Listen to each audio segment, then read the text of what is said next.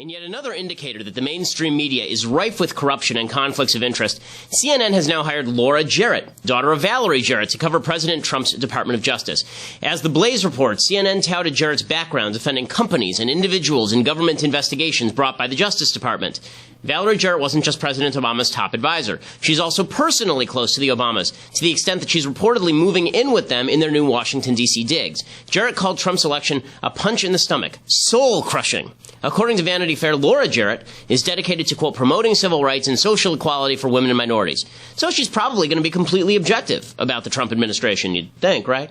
Look, this is nothing new from the mainstream media Democratic Party complex. Ben Rhodes, the national security advisor to President Obama, who actively lied to the entire media about the Iran deal, is brother to David Rhodes, president of CBS. ABC News correspondent Claire Shipman. She's the wife of Jay Carney, former Obama press secretary. George Stephanopoulos, ABC News' leading anchor. He's a former Clinton staffer. Ben Sherwood, president of Disney ABC Television Group, is brother to former Obama special assistant Elizabeth Sherwood Randall. The media claim that such relationships have no bearing on coverage. Maybe. Or maybe. People with close relationships to those in power tend to favor those people in their coverage. After all, that's the entire basis of the rumors about President Trump's conflicts of interest with regard to his businesses, which are now supposedly run by his kids. Their relationship makes him more likely to act in corrupt fashion to benefit those businesses. Why wouldn't that same logic apply to the media? There's nothing wrong with assigning Valerie Jarrett's kid to cover the DOJ, but there is something wrong with pretending objectivity when it is clearer every single day that such objectivity is a figment of the media's imagination. I'm Ben Shapiro. This is The Ben Shapiro Show.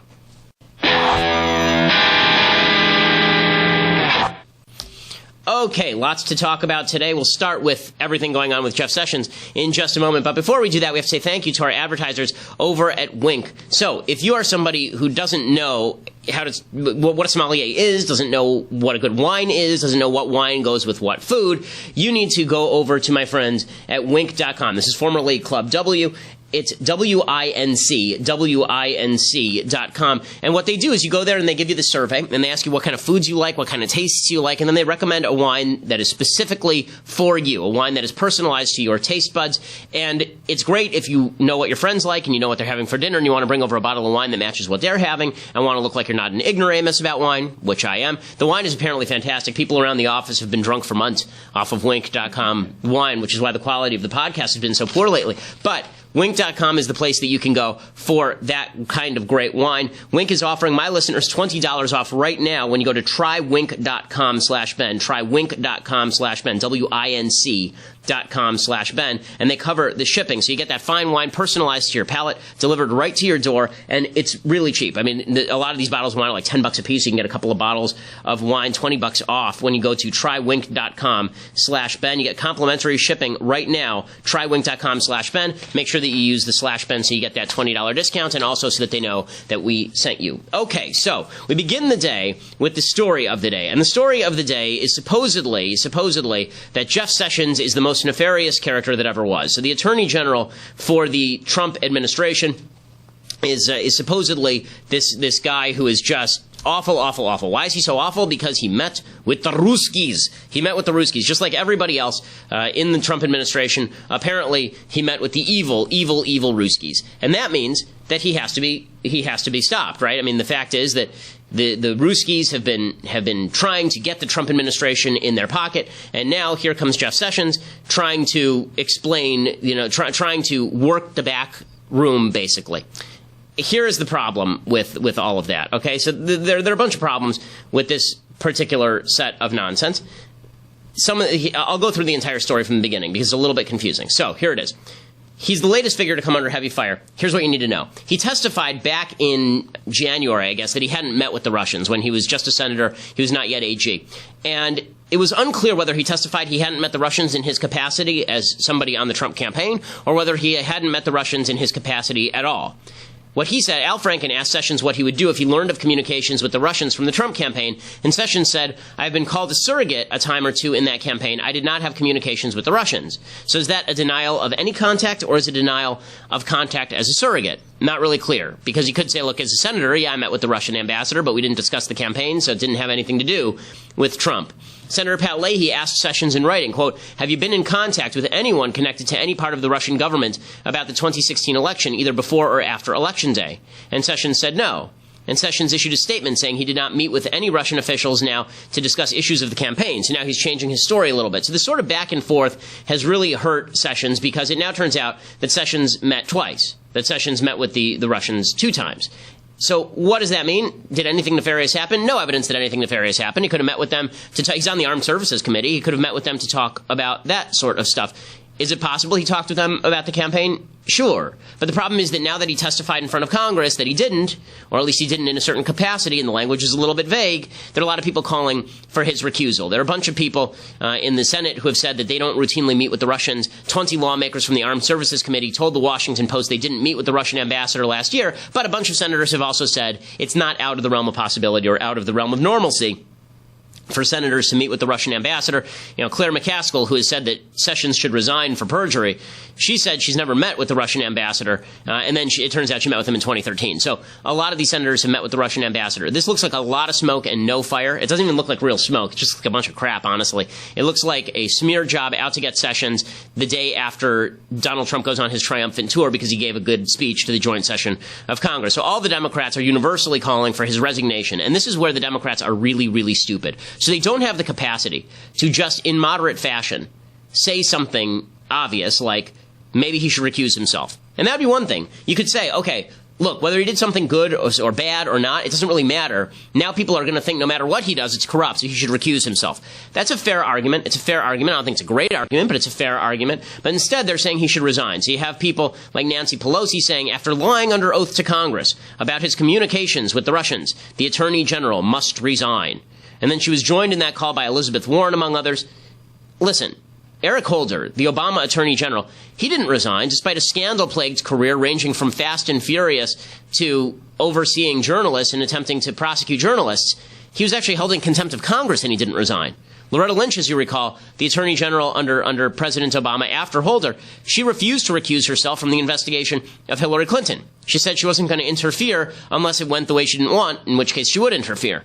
So for Democrats to suddenly say that Sessions has to recuse himself based on he once met with the Russian ambassador is really over the top. But saying that he should resign is super duper duper over the top. Trump says it's a partisan hit job, and he's basically right. The White House Deputy Press Secretary, Sarah Huckabee Sanders, she says this is the latest attack against the Trump administration by partisan Democrats.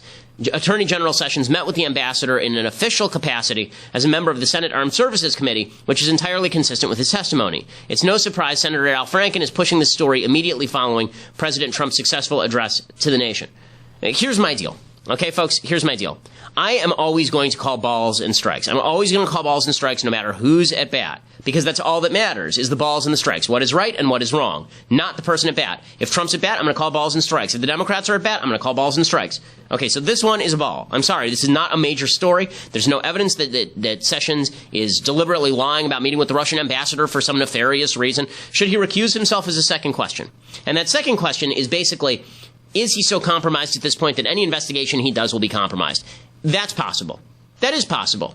And there are good arguments both ways. On the one hand, there's that argument. On the other hand, there's the argument that if anybody can basically be prevented from doing their job by a media and a Democratic Party that insists that every minor problem is a major problem, then nothing's ever going to get done. If you're accusing yourself over, I once met the Russian ambassador at my office, then what won't you recuse yourself over? What can you actually do?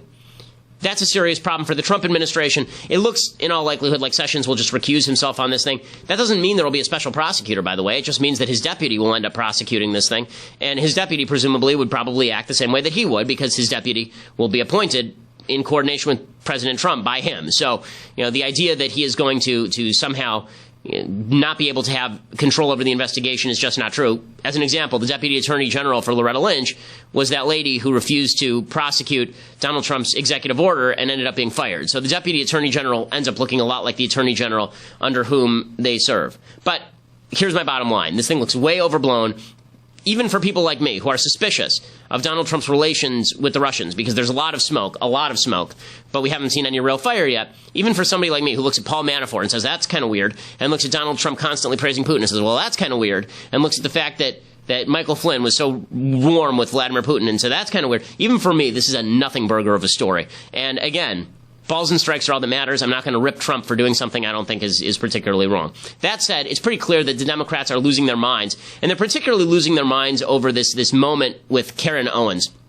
And I want to talk about this briefly because we ran a story a couple of days ago in which we talked about the Democrats not standing up for Karen Owens. And people took that to mean that we were saying that they had never stood up for Karen Owens. We never claimed that they never stood up for Karen Owens. What we said, as I said on the podcast yesterday, was that the Democrats stood at the beginning and then they sat down. And then they sat down. And when people say, well, they sat down, it's not a big deal, then why is it that in all the pictures you can see that half the room is sitting and half the room is standing? If it wasn't coordinated, if it wasn't a matter of partisanship, then why is it that half the room is standing and half the room is sitting? Why wouldn't it just be a bunch of randos who are kind of standing and sitting together? Why wouldn't some Republicans have sit and some Democrats sit? Everybody just got tired and bored, and so they sat down. But that's not what it looks like. You can see the pictures. Half the room is sitting, half the room is standing during the second ovation. Not the initial ovation. Everybody stands for the initial ovation. Here's what I actually wrote, okay? Democrats initially stood for the widow, but then they sat. Trump didn't. Okay, so I was very clear about this.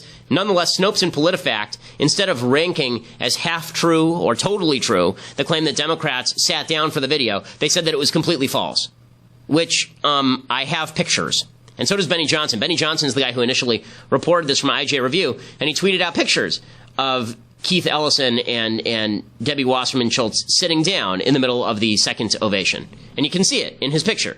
I mean, I'm looking at the picture right now, right before me. And he's not the only one. I mean, they're sitting down. An entire body of the Democratic Party is sitting down. Bernie Sanders and Nancy Pelosi, by the end, are sitting down, which is exactly what we wrote in the piece. But again, PolitiFact and Snopes and the rest of these fact checkers are lefties, and so they feel the need to overreach because they're desperate to disprove the idea that Democrats made a boo-boo by not standing up the whole time, which they obviously should have. Okay, that's just one indicator of how the Democrats are overplaying their hand, but they're losing their minds in general because anytime Trump does something good and isn't a universal crap show, they begin to go crazy. So Michael Moore, again, going off on this whole Karen Owens thing, he's suggesting that Donald Trump used the Seal widow. So here's what he had to say. Of course, and that's why she's there as a sort of a FU to the people who are criticizing him for this. And this poor woman, this widow who has lost her husband, she is in desperate grief right now. She's in love with her husband still. And in love with her husband. And what did you think of that? And to use that as just put another notch on his belt. And what's he thinking about? My ratings. Okay, and so Moore is very upset. Okay, as I said yesterday, two things can be true at once. One can be that Trump wanted to honor her. The second can be that Donald Trump was using her as a political prop. Okay, I'm just going to be perfectly frank about this. Politicians use people as political props all the time. Barack Obama and Hillary Clinton stood in front of the flag-draped coffins from Benghazi and lied to the families of Benghazi for political gain. Barack Obama in 2014 invited a wounded warrior to the State of the Union. Did he do so because he was so respectful of the troops, or did he do so as a political prop? And the answer is maybe both, right? It can be both. Barack Obama, he did the same, he's done the same routine multiple times. Hillary Clinton trotted out Kaiser Khan, right? Gold Star family, and this became a major issue in the campaign. She trotted out Kaiser Khan to rip into Donald Trump over Kaiser Khan's son being killed in Iraq, right? And Kaiser Khan rips into Trump. Was that Hillary Clinton using them as a prop?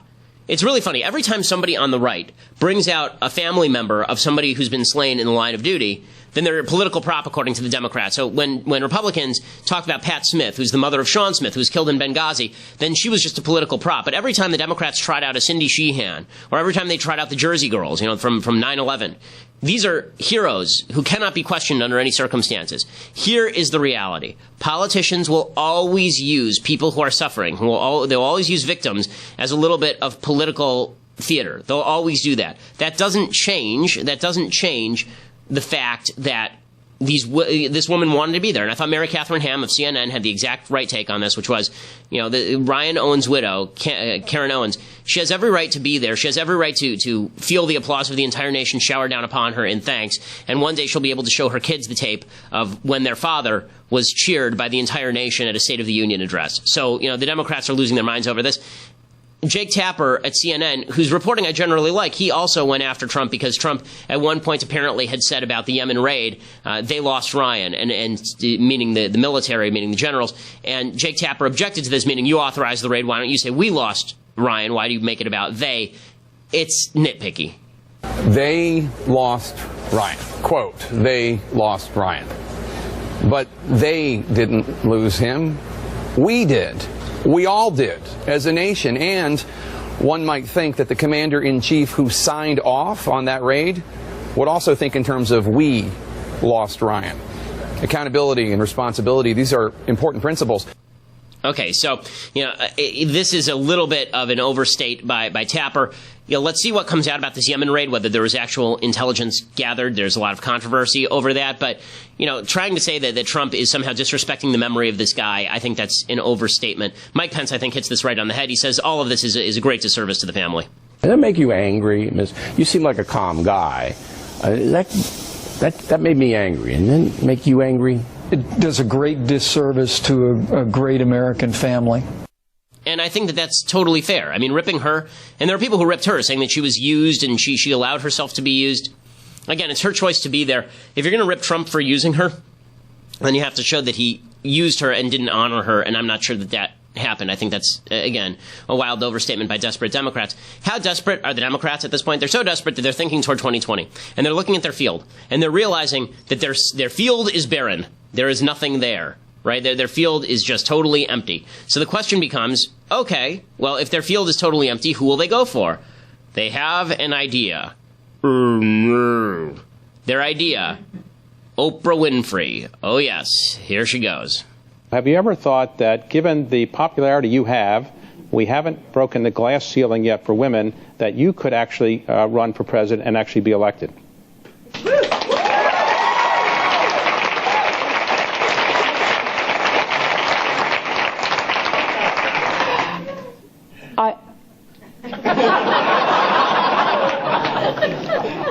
I actually never thought that was, I never considered the question even a possibility. I just thought, oh. Right, because it's clear that you don't need government experience to be elected president of the United States, right? I thought, oh, gee, I don't have the experience, I don't know enough, I don't know. And now I'm thinking, oh. Okay. All right. Well, okay. Okay, so now they're talking about Oprah's going to run for president. And you knew that this is the lesson the Democrats were going to take away. They're not going to take away the lesson that they have failed to appeal to blue-collar people. They're not going to take away the lesson that they had the world's crappiest candidate in Hillary Clinton. Because here's the reality. If Joe Biden runs in that election cycle, very high probability that Joe Biden is president of the United States right now. They're not going to take away the right lessons from this. Instead, they're going to take away Donald Trump was a celebrity, and now we need our own celebrity. Because this is how political parties think, because political parties are parties of groupthink and stupidity. So it'll be Tom Hanks or Oprah Winfrey, and the Democrats are over the moon about this. And we'll get to Chris Matthew. I obviously say, well, yeah, say about Oprah. We'll get to that in a second. But for that, you have to go over to dailywire.com and become a subscriber if you want to watch it live. You can be part of the mailbag today. We're going to do a lot of live questions from the mailbag. So finally, your opportunity to sound off at dailywire.com. $8 a month gets you access to dailywire.com. You can watch this show live. You can also watch Klavan's show live, where you're going to have, right now we're giving away free copies of the DVD of The Arroyo, which is the fictional film set on the southern border about the drug cartels taking over the southern border and using it for illegal immigration and such. It's a very good film, and you can check it out over at our Facebook page as well. But if you want a copy of it, you can get it for free by being an annual subscriber to dailywire.com. Or if you want to listen to the show later, go over to SoundCloud or iTunes. And if you listen over at iTunes, then make sure that you leave a review. We are the top conservative podcast in the nation. So Democrats take every single lesson the wrong way. So Oprah says, maybe I can run. Now, how would Oprah actually do if she ran? Well, I think that, she'd do better than Hillary because she's not Hillary Clinton. She campaigned openly for President Obama. What people forget about when Oprah campaigned openly for Obama in 2008, she lost a lot of viewers. Oprah's entire appeal is being a not partisan person. And once she becomes a partisan person and she allows her partisanship to get the better of her, she is not nearly as popular. Oprah's popularity rests on the idea that she's an aspirational figure who helps you reach new depths of yourself that you've never plumbed and helps you reach new heights of achievement that you've never achieved. That's what Oprah's about. She's about making you feel good. Politics doesn't make people feel good. Politics makes people feel really bad generally. And so Oprah Winfrey becoming a partisan political figure, it would actually be difficult, because what happens when she's asked about abortion and then she says that she's pro-choice? There are a lot of women who are going to say, nah. What happens when she's asked about Muslim immigration to the country and suddenly she has to take a hard and fast position on the level of vetting that is necessary for Muslim refugees? When policy hits the road, like Trump's policies, a lot of them were very flawed, but he at least had a grasp of some of them, and his figure was all about polarization. Trump was always about polarization. Trump was never a widely beloved, universally beloved figure. He wasn't Dr. Phil. Trump was always the bad guy on the show. He's more like Simon Cowell running for president than like Paula Abdul. But Oprah is more like Paula Abdul. I don't know how you square that exactly with the successful political candidacy. I think everybody thinks that she would run and she'd wipe out Trump. I'm not sure that that's the case at all, because I'm not sure that politics is a game of claws, and Oprah, when she brings out the claws, is not Oprah anymore. She actually gets away from her core brand. Chris Matthews, though, is over the moon about this. He says that Oprah would be great. I get up in the morning, I brush my shoe, come on here, think about Oprah all day long. Don't wrinkle. My shirts are wrinkled, my tie is wrinkled, everything is, my face is wrinkled, and then I come here, I talk about Oprah. What say you, Michael Isikoff? Go. Politics and every election is about fixing the problem we have. I think Oprah, not that she's a serious candidate, because she doesn't want to be probably, is empathy. Right now, we have a president who has no empathy for regular people and their problems. He doesn't connect with pain. He doesn't feel the pain of the people he makes fun of. He has no empathy. It's Oprah's strength. I've watched her for decades. She connects with women, whatever their ethnic background, whatever the gender is. She connects with people's real challenges in life. That's what we need right now in this country, a little empathy. Okay, so if the Democrats think that empathy is what's going to win the day, empathy doesn't win the day in politics. It's making the other side look like they're not empathetic. Everybody already knows Trump isn't very empathetic. Everybody already knows that Trump reserves his greatest empathy for Trump. There's also the point that empathy isn't a great thing in politics. I mean, I've discussed this before. When you are empathetic toward one person, you tend to ignore the broader policy implications of what you're talking about, because you're focusing in on that one person, and that's not always a great political move. Also, if Oprah's shtick is empathy, and then she has to attack Trump, or she is attacked, what does she do? What does she do? You know, I'm not sure that this works exactly the way Democrats want it to work. They thought that Hillary was much more empathetic than Trump, and Hillary ended up losing. Now, I don't think it's all about empathy. I think there's also something to do with strength and with the ability to attack. And I mean, negative campaigning works. I'm not sure how Oprah participates in negative campaigning. Listen, it doesn't make me happy that we're talking about Oprah as a presidential candidate. No, but it didn't make me happy that we were talking about Trump as a presidential candidate. Maybe he'll still be good. Maybe he'll be good. Like, so far, I like a lot of his policies. I do. But I'm not a big fan of the president as celebrity, but I think that's a natural result of what Obama did to the office of the presidency, making it into a celebrity reality show, and then Trump basically just filled into that gap, and wouldn't be a surprise to see an all-celebrity lineup from here on out. But if it's not that, it's so funny. The Democrats are so desperate that they are now turning back to old faces like Eric Holder. Okay, so Holder told reporters that he's interested in returning to politics publicly. Holder apparently said that Obama is going to return also. He said that it's coming. This is what Holder said about President Obama. Holder said it's coming. He's coming, and he's ready to roll. Obama will be a more visible part of the effort. The best thing that could happen to Republicans right now is for Barack Obama to suck all the oxygen out of the room. It would be just glorious, because Obama's gone. No one wants to hear from him. No one is interested in what he has to say. We just made him go bye-bye. We don't want him to come back. And when Barack Obama makes himself the head of the Democratic Party again, all he's doing is sucking all the oxygen out of the room. If he's the lead attack dog, let's say two people attack Trump. Let's say one is Obama and the other is Cory Booker. Only one of those two people can run for president. Who do you think the headlines will be about? Of course, they'll be about Obama. Obama's a much bigger political figure. And the same thing is true for Obama and anyone. The more Obama talks, the more he sucks the air out of the room for all the other Democrats. Republicans should be begging for Obama to come back, but Democrats are so desperate for Obama to hold together their failing coalition, their fraying coalition, that they think that if they just drag him out and trot him around, that's going to help. It's never worked before. It really hasn't. I mean, this idea that you can just trot it. I mean, Obama worked hard for Hillary Clinton. It didn't work. Popularity is not transferable.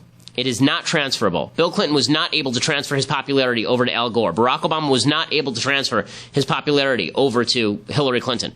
And so if they think that Obama's going to come and make them real popular again, and then that will translate into their victory, Obama couldn't even do that when he was president. He devastated the entire party down ballot. They lost 1,000 seats in state legislatures. They now control 1/3 of the governorships. Okay, they're in serious trouble here because of Barack Obama, and they're so addicted to Obama that they're going back to the well for more. Really, really, really stupid. Really stupid. So the Democrats are relegated to just ripping Trump, and they have no forward strategy, and that's a disaster for them. Okay. I want to do some things I like and things I hate, and we'll do some pretty significant mailbag time here today. So, okay, time for some things I like. So, things that I like this week, we've been doing pictures that should have won Best Picture but didn't. In 1979, the picture that won was Kramer versus Kramer. Kramer versus Kramer is a very good movie. I've recommended it on this show before. It's about Dustin Hoffman and is it Diane Keaton? No, it's Meryl Streep. Meryl Streep's in that. So it's Dustin Hoffman and Meryl Streep, and it's about a couple that's going through a divorce. Basically, she leaves to find herself and just abandons her kid, and Dustin Hoffman has to fill the gap. It is a good movie. The best movie that year, though, is Breaking Away. Breaking Away is such a creative, fascinating film. I love this movie so much. This is a film with a bunch of young stars. You'll see a young Dennis Stern. You'll see a young Dennis Quaid. You'll see Daniel Stern, a young Dennis Quaid. You'll see a young Jackie Earle Haley. It's this great cast of young actors, and the whole premise is fantastic. It's about this town. It's interesting because I think it has a lot of parallels to what's going on in terms of blue collar America today. Breaking Away is about this town which has an industrial base, and all the people who are in the industrial base can't go to college. And it's in Bloomington, Indiana. So all the kids who are white collar are going to Indiana University. And it's about the competition between the college kids and the kids who call themselves the Cutters. And meanwhile, one of the kids really wants to go to college, but he's conflicted because he feels like he is abandoning his blue collar roots if he goes to college. He is also a bicyclist. And so the entire movie is about how he is a bicyclist who worships at the altar of the Italian national bicycle team. And he meets, it's charming, it's funny, it's witty, it's a great movie. I mean, I always forget about this movie when I talk about like my top 10, but I think that Breaking Away would really be like on the edge of the top 10. It's a fantastic film. He meets this girl and he doesn't know what to say to her, so he ends up pretending that he's Italian, because he's learned Italian because he loves the Italian bicycle racing team. The score is based on a bunch of Italian music. So it's based on Rossini, and it's based on, they use Mendelssohn's Italian Symphony. Mendelssohn wasn't Italian, but the Italian Symphony is great music. They use a lot of that music in it. Really funny, really charming. Has echoes for today in terms of the white collar blue collar gap and some of the sort of in the industrial versus educated gap that exists in the country and has grown. Here's a little bit of the preview for Breaking Away. Enrico Giamande spends 8 hours a day training to be the finest racer in all of Italy. But Enrico has a problem. He's not in Italy. He's in Bloomington, Indiana. Papa! Ciao, Papa! And he's not Enrico Giamande. I should have hit him when I had the chance. He'd be dead now. Oh, grazie, Tante Santa Maria. He's Dave Stoller. He was as normal as pumpkin pie, and now look at him. But Dave's not crazy. He's never tired. He's never miserable. He's on the road to adulthood. When I was young, I was tired and miserable. You are numero uno, King Papa. And he's decided to take a little detour at the age of 19. What are we going to do about him? I don't know, dear. We could always strangle him while he's asleep. 20th Century Fox presents Breaking Away, the story of 4 guys in imminent danger of turning 20. Right there. Yeah, so it's a great movie. It's got some of my favorite lines ever. The father in it is I can't remember the name of that actor. It's killing me, but he's great. He has a couple of lines that are fantastic. He has heart problems, and there's one point where he comes in and the wife is making Italian food for the son, and he says, "I don't want any of that Italian food. I want some American food. Give me some damn French fries." And it's a great movie. You have to watch the film. It's got some really deep points to make also about what it means to be an adult and understanding. There's some charming innocence to the movie, and there's also some cynicism to the movie that's really great. One of my favorite scenes, I won't give away the entire scene, but one of my favorite scenes is that the father's a used car salesman, and that means that he sort of cheats people. And his son comes in and forces his father to return a car that's been a lemon, and the father basically has a heart attack over it. And later, the son comes to him, and they have a conversation. It's a really great conversation that I think has a lot of resonance for today's politics. And basically, the father says, the son comes to, I will give it away because it doesn't really give that much away. The kid says, everyone cheats, I just didn't know. And the father says, well, now you know. And I think there's a lot to that. And so the question is, what values are going to hold to in a world where it seems like everyone cheats? That has a lot of resonance for today's politics. I love this movie, you can't tell. Breaking Away, 1979, should have won Best Picture. Okay, other things that I like. So, out in California, there's a guy who apparently does not know how to swing a baseball bat. I mean, he comes up to a police station in West Covina, and he takes a baseball bat and he starts whacking on the windows. And you're about to see a cop, if you're subscribing, you're about to see a cop exhibit perfect tackling form in taking this guy out. It's pretty fantastic. So here's this guy, he's like hitting the windows, but with no real force. I mean, this guy should not play baseball. He does not have a lot of Dodger recruitment coming at him here. And he's, whacking on the windows and standing out there with the baseball bat. Still a dangerous dude. And in just a few seconds, you're going to see, I don't know how you hit a window and don't break it. My goodness. I mean, that's always something that you say to somebody on your baseball team who really stinks.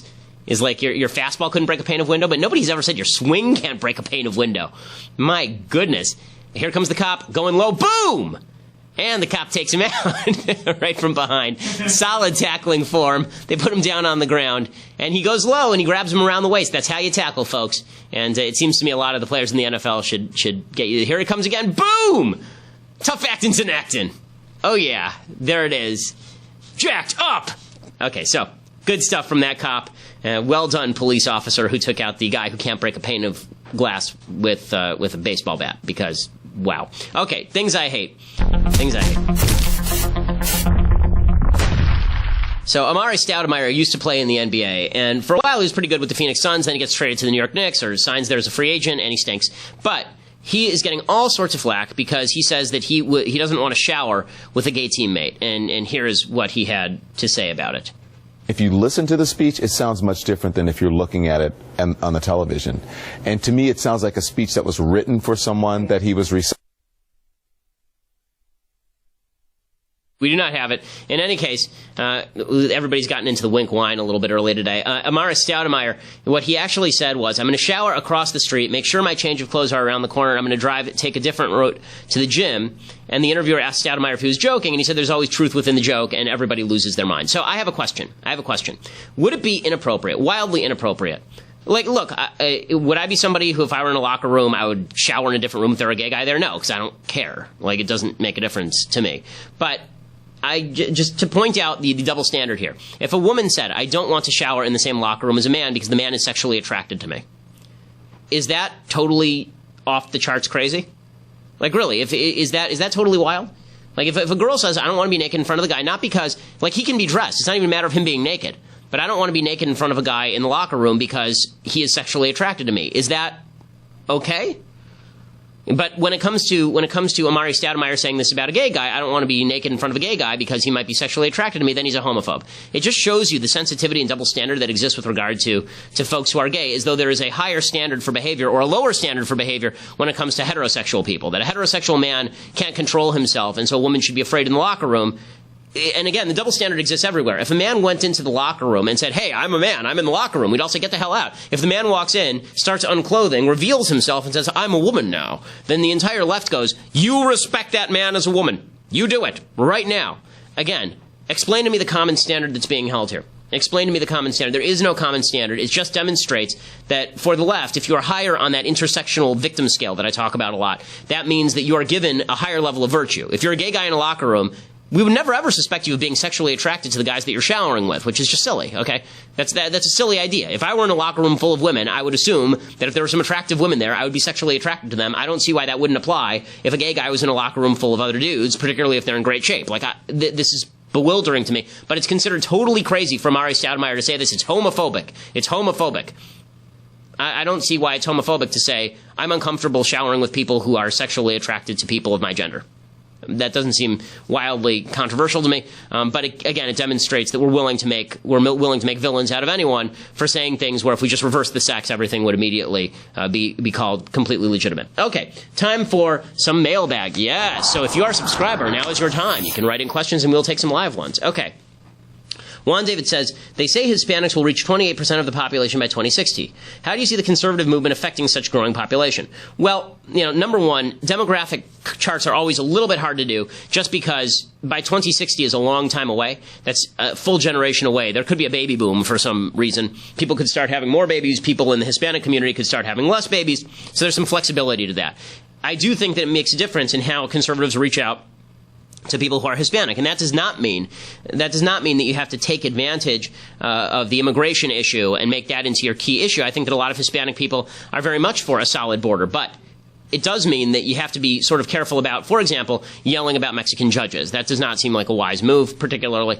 It does mean that you have to actually speak Spanish. I don't think that it is the worst thing in the world. I've been trying to speak Spanish for years. I've been failing, mainly because whenever I talk to people with whom I work who speak Spanish, I get frustrated and start speaking English too soon because, I want to communicate. But I said at the California Republican Party, I was the keynote like a couple of years ago, and I said everybody should speak Spanish, not because English isn't the language of the United States. It is, and not because people who speak Spanish shouldn't learn English, but because the message of conservatism is not restricted by language. If I could speak 80 languages, I'd want to speak 80 languages so I could speak the language of conservatism to everybody. So optics matter, modes of communication matter, and I think that Republicans should get better at all of that. John says, Ben, how would you feel about a constitutional amendment that binds the judiciary to an originalist interpretation of the Constitution?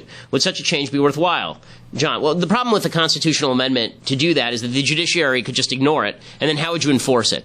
Presumably it would be an impeachment, but you can impeach judges already. I mean, really, they could impeach judges for not abiding by that already. I think a better constitutional amendment might actually remove the power of judicial review altogether and reverse Marbury versus Madison. And that's a longer conversation, but my basic point here is that the legislature and the executive basically are the ones in control of policy. The judiciary is there to actually just follow the policy, not to determine what the Constitution says. That is an assumption of power that is largely unjustified in Marbury versus Madison, and it's not a great thing that you have an oligarchy that gets to decide what the Constitution means. Kagito writes, hey, Ben, who do you think to be among the left to be your equivalent? That's a hard one. That's a really rough one. I can't think of anybody. I know people who are more on the political left whose thinking I respect, like Sam Harris is somebody who I find an interesting thinker.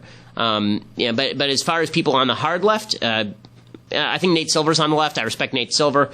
I'm not as big a fan of Ezra Klein, but I think he says some interesting things.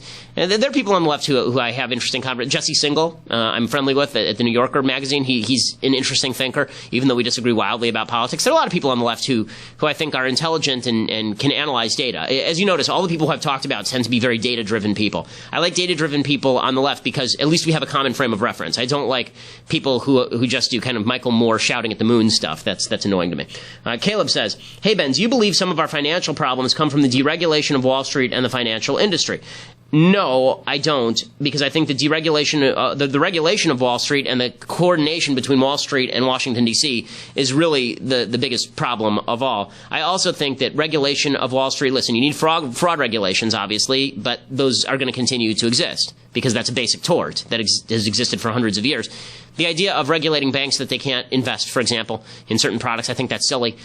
In fact, I think that there is serious moral hazard that's been created by the idea that the government regulations are going to protect you. I think that that's a really dangerous idea. It makes people rely on the government to protect them when, in reality, it's not. The government can't protect you from everything. Remember, Bernie Madoff was actually on the board of the SEC. Noah writes, what is your opinion on Young Americans for Liberty, the YAF equivalent for libertarianism? I've worked with with Young Americans for Liberty on some campuses. I think that they do a lot of good work. I think that Yale does a lot of good work. As you know, I speak mostly with YAF, but the students who staff Yale, I know a lot of them. They seem like really good people. Steve says, Dear Ben, what would your ideal healthcare system be? Should the government be involved in any way in the healthcare system? So my ideal healthcare system would be a completely free market system in which charitable organizations and religious communities fill the gap. That would be my ideal healthcare system. Because the problem is once you have the government providing a set of perverse incentives for people to basically go out and ignore their own health until the government picks up the tab, you're going to end up bankrupting the system. Now, the best sort of government, if you want to talk about government-run systems that actually work relatively well, the best government-run system that I know of, right, and they're not all created equal. Everybody tends to treat all of these things as equal. The best healthcare system that I know of that is government-sponsored or government-run is the healthcare system in Switzerland. And the way the government healthcare system runs in Switzerland is that basically you are required to buy health insurance. It's sort of like Obamacare, and that covers basic health insurance. But you are also required to spend up to 8% of your personal income on health care. And then if the premium is higher than that, then the government will give you a subsidy to help pay for that. And now, I think there's a way to do this without actually even mandating that people buy the health insurance, meaning that we'll cover up to a certain percentage of your cost, right, that if you wanted to have a government-run healthcare system, which I don't, right, I'm now speaking as a Democrat. If I were a Democrat, the system that I would be pushing would look a lot more like the Swiss healthcare system than like Obamacare. And it would require people to pay a heavy percentage of their income into the healthcare system and into premiums in order for the government to subsidize them. It wouldn't be free healthcare. And it would be true for everyone. Poor people also have to spend 8%. The reason being, if you create barriers to entry, then it discourages people from not buying health care because the riskier your health care gets, the more expensive it gets. And now you're encouraging people to get into it.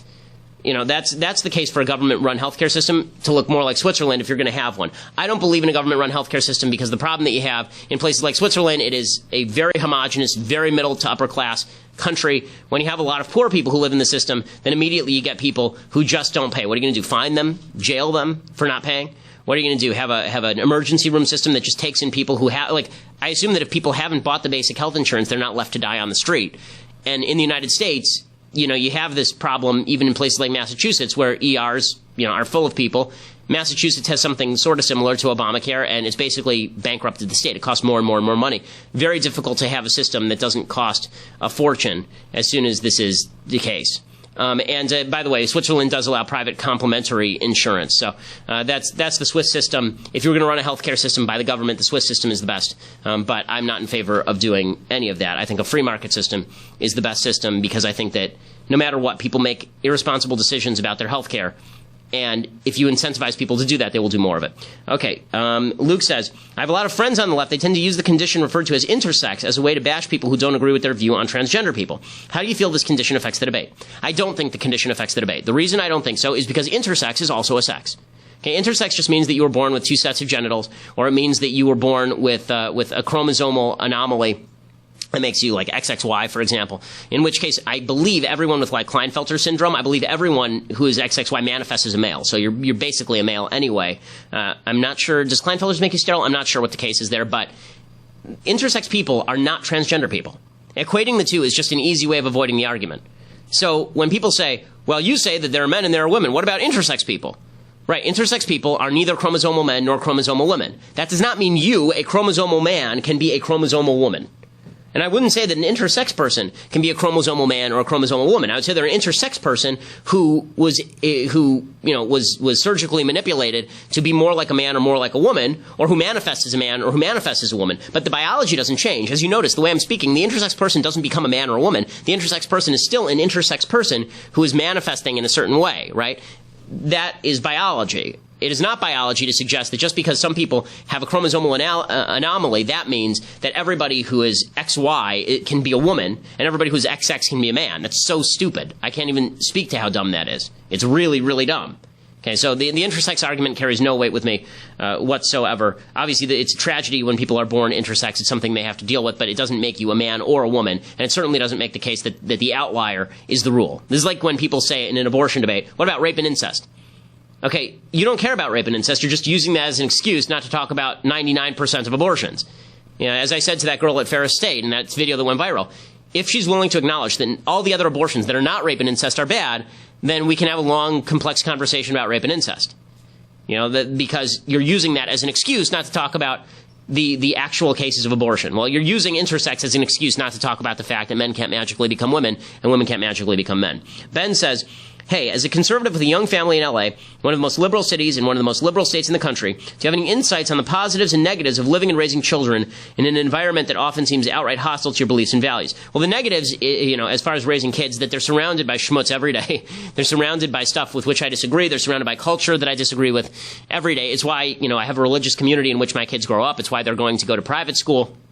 I want to inculcate the values that I think are fit for my children, not the values that Michael Moore or Oprah thinks are fit for my children. And that's my decision. I mean, the benefits are that as they get older, they're going to have to be strengthened in their values or they're going to fall. So that's a risky business, raising your kid in a leftist area.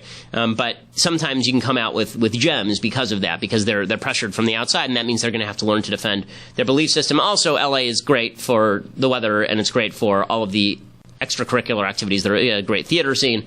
There are a lot of benefits to LA, but politics is not one of them. Nathaniel says, Ben, as a Christian, I believe love is one of the greatest actions to show. I plan on being a father soon and want your opinion on what you think is the single greatest value to instill in our children. Responsibility.